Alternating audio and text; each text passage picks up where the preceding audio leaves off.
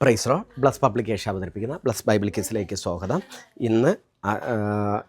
ഇന്നലെ വന്ന 64-ാമത്തെ ദിവസത്തെ ചോദ്യവും ഉത്തരവും വരികയാണ്. ഫിലിപ്പിയർ ലേഖനത്തിൽ നിന്നാണ് ചോദിച്ചിരിക്കുന്നത്.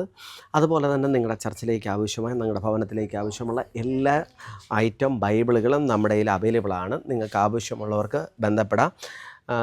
എല്ലാ ഐറ്റവും, അതുപോലെ തന്നെ ബുക്ക് മാർക്കൊക്കെ നമുക്ക് എത്ര വേണമെങ്കിലും സ്റ്റോക്കുണ്ട്, നിങ്ങൾക്ക് അയച്ചു തരാം.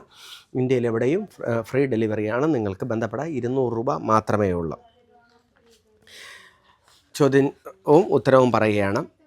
നമ്മുടെ സ്നേഹം എങ്ങനെയാണ് വർദ്ധിച്ചു വരേണ്ടത്? മേൽക്കുമേൽ പരിജ്ഞാനത്തിലും സകല വിവേകത്തിലും. ഫിലിപ്പിയർ 1:9. പൗലോസിൻ്റെ സന്തോഷം എങ്ങനെയാണ് പൂർണ്ണമാകണമെന്ന് പറഞ്ഞിരിക്കുന്നത്? ഏക മനസ്സുള്ളവരായി, ഏക സ്നേഹം പൂണ്ട്, ഐക്യമെത്തപ്പെട്ട്, ഏകഭാവമുള്ളവരായി.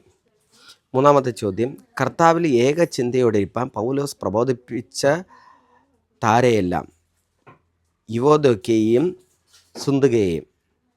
ഫിലിപ്പിയർ 4:2. നാലാമത്തെ ചോദ്യം, ജീവപുസ്തകത്തിൽ പേരുണ്ട് എന്ന് പൗലോസ് പറഞ്ഞിരിക്കുന്ന വ്യക്തി ക്ലമന്ത്. ഫിലിപ്പിയർ 4:3. കുരിശിൻ്റെ ശത്രുക്കൾക്ക് മാനം തോന്നുന്നത് ഏതിൽ? ലജ്ജയായതിൽ. ഫിലിപ്പിയർ 3:19. അതുപോലെ തന്നെ മെഗാ ബൈബിൾ കിസിനെ കുറിച്ച് 10 പേരോടെങ്കിലും പറയുക. ഈ ആഴ്ചയും 5 പേരെ വീതം സബ്സ്ക്രൈബ് ചെയ്യുന്നവർക്ക് അതിൽ നിന്ന് നറുക്കിട്ട് 50 പേർക്കാണ് ആത്മീയ ഗീതാവലി എന്ന പാട്ടുപുസ്തകം നൽകുന്നു. അത് എത്തിയിട്ടുണ്ട്. അതും അടുത്ത ദിവസം അതിൻ്റെ നറുക്കെടുക്കും. അതുപോലെ തന്നെ ഈ ആഴ്ച കൂടെ മാത്രമേ ഉള്ളൂ നമ്മുടെ ഇപ്പോഴത്തെ ബൈബിൾ കിസ്. ജനുവരി മുതൽ 1-ാം തീയതി മുതൽ 6 മണിക്ക് ആരംഭിക്കുകയാണ്. Okay, thank you. God bless you.